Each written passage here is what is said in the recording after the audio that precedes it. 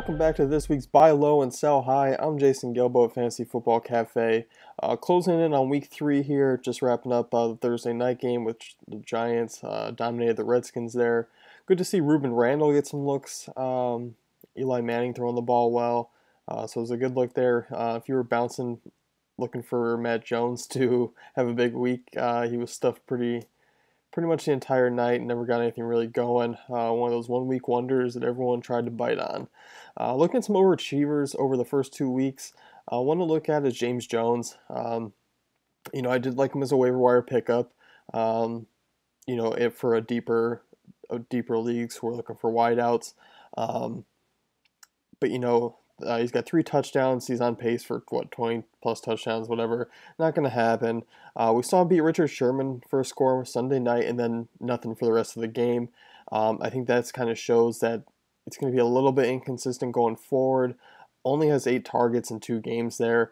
I think he's eventually going to fizzle out in the touchdown department there. But people are going to look at James Jones and be like, wow, Aaron Rodgers, Packers offense, going to throw a ton of touchdowns.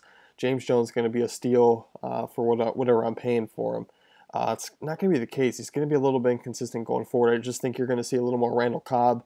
You're going to see a rise out of Devontae Adams there, who hasn't gotten really anything going so far this week, but his time is coming.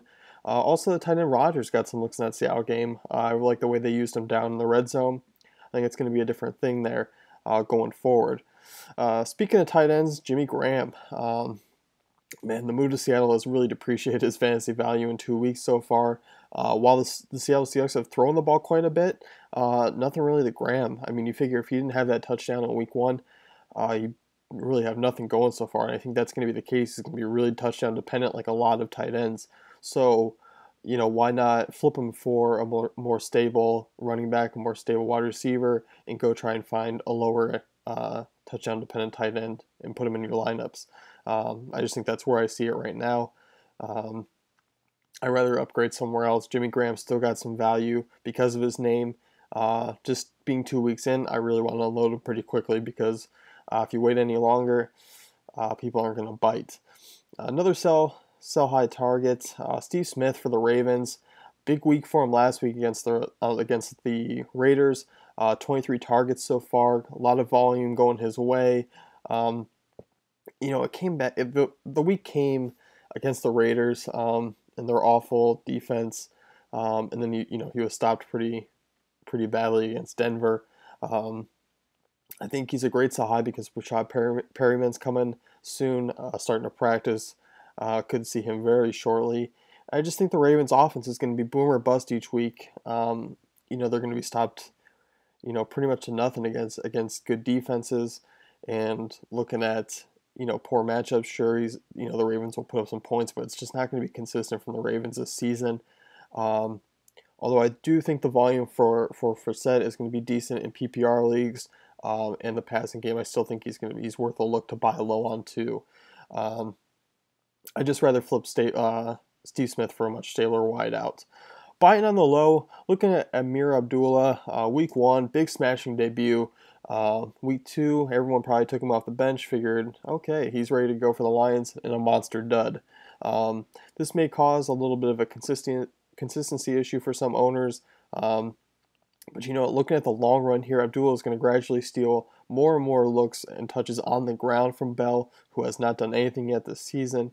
And he's a guy who's heavily involved in the passing game when the Lions get him the ball. And I think that's going to be the case moving on. Eventually, they're going to figure that out on a more consistent basis. So right now, I think as the season goes on, you're going to see a lot more of Abdullah. Definitely a guy I'm buying low right now because people may worry about consistency, but going forward, I'm not worried about it at all. Jeremy Hill, highly praised guy before the draft. End of first round, low second round running backs. Safe call ahead of Bernard. People may be worrying against the Chargers. Oh my God, Bernard came in, dominated on the carries, 20 carries over 100 yards, works in the passing game. Hill fumbles twice, banged up knee. Is he done? No. Hill's going to be the guy. He's going to be a bounce back guy for this week. I believe the Ravens defense hasn't looked great. Hill's still going to get red zone looks. Bernard's still going to sneak into the passing game, but Bengals offensive line solid. Hill's going to bounce back. Kind of a wake-up call. I really like him going forward for the rest of the season. Some owners may be worried, but I'm not.